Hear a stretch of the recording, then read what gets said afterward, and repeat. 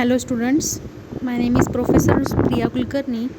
Today we are going to learn Introduction to XML, that is Extensible Markup Language. Firstly, we will discuss about what is XML. XML stands for Extensible Markup Language. A markup language is used to provide information about the document. Tags are added to the document to provide the extra information. HTML tags tell a browser how to display the document. XML tags gives a reader some idea what some of the data means. A meta language that allow you to create and format your own document markups. A method for putting structured data into a text file. These files are easy to read, unambiguous, extensible and platform independent. The XML documents are used to transfer data from one place to another place, often over the internet. Now we will discuss about difference between HTML and XML. HTML tags have a fixed meaning and browser know what it is, and as compared to HTML, XML tags are different for different applications and users know what they mean. Next difference is HTML tags are used for display and XML tags are used for describe documents.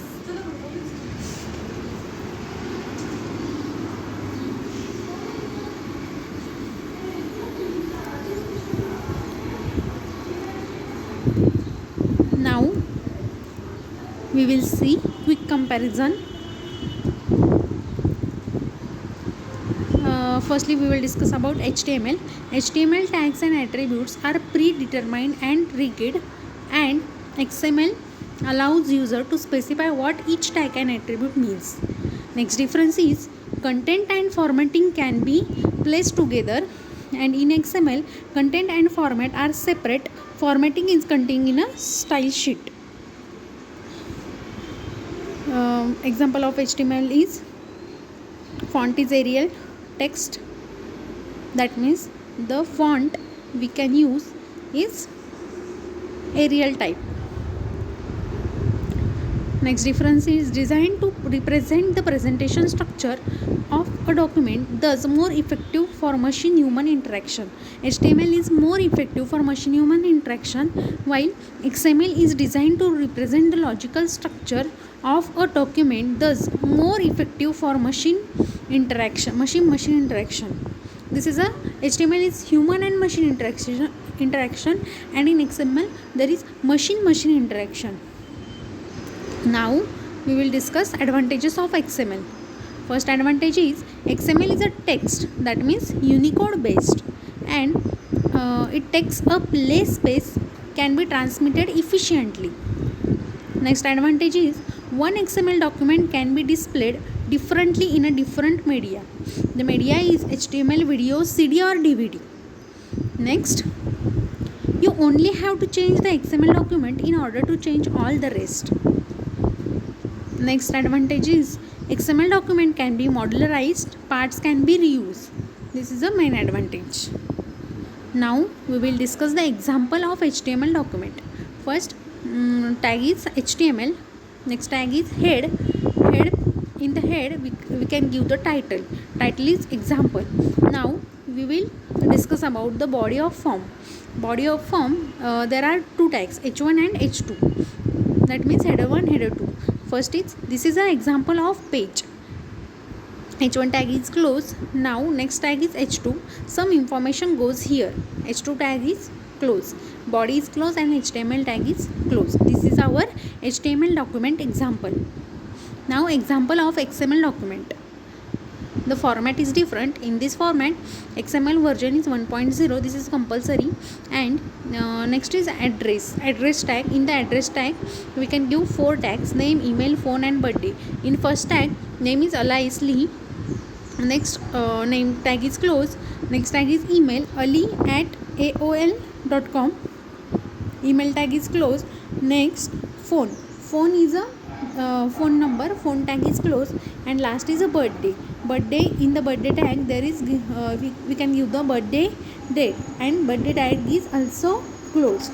And now in the last, address tag is closed. The actual benefit of using XML highly depend on the design of a application. It is highly depend on the application designing. Next is XML documents. What is an XML document? XML document is the elements, attributes, and plus some other details. A simple XML document is a article tag. In the article tag there is author, title, and text. Firstly we will see the author. Author is Gerhard Wickham. Author tag close. Next is title, the web in the 10 years, title close. Next is text. In the text, abstract. In the abstract tag, in order to evolve. And next is section tag. In the section tag there is section number, title, and in the index tag there is web. Index is closed and provide the universal. Next, section tag is closed. Now text is closed and article is closed. This is a simple XML document. Next, elements in XML document. In the XML document, freely definable elements are tags, that means article, title, or author. Now with the start tag we can give the article, with the end tag we can end the article. Now elements are article open up to article close. Elements have a name, that means article, and a content. Elements may be nested, that means elements in the elements. Elements may be empty. This is empty tag is used. Elements content is typically passed character data, that means PC data. That is string with a special character and or nested elements, mixed content if both. Each XML document has exactly one root element and forms a tree. That means one root element and it forms a tree with nodes. Elements with a common parent are ordered. Elements versus attribute. Element may have attributes in the start tag that have a name and a value. Example is section number is equal to 1. In the double quote we can give the number is 1. What is the difference between elements and attributes? Only one attribute with a given name per element, but an arbitrary number of sub-elements. Attributes have no structure, simply things, while element can have sub-elements. As a rule of thumb, content into element or metadata into attributes. Example is person born is equal to in the double code 1912 623 died on 1954 6-7. Alan Turing is a person and proved that. Now we will discuss about well-formed XML document. A well-formed XML documents must adhere to, among others, the following rules. First rule is every start tag has a matching end tag. Next rule is element may nest but must not overlap. Next tag is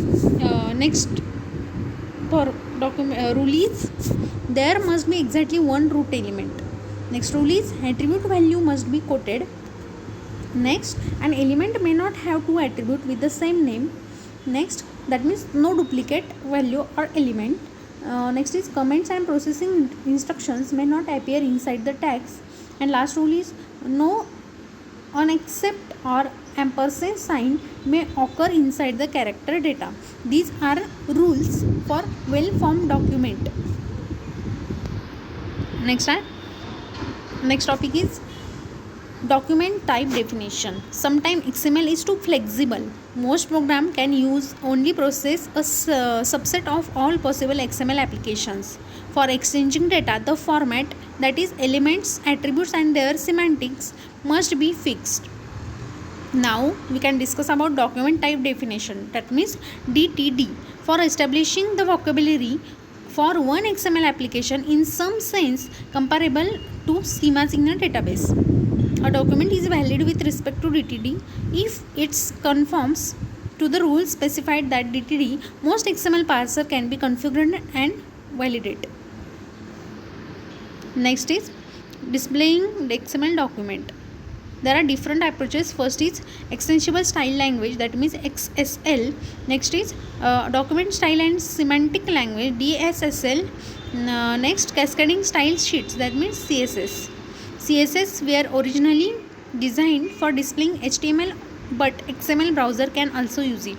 Unlike CSS, which utilize the formatting and style instruction to directly display the XML document, XSL format first transform he XML document into suitable format for display, such as HTML or RTF, that means rich text format. It sends these to an XSL procedure, such a browser or application, which then generates the required HTML or RTF output. Thus, XSL style sheet has two parts, that means transforming and formatting are the two parts. Thank you students for watching my video.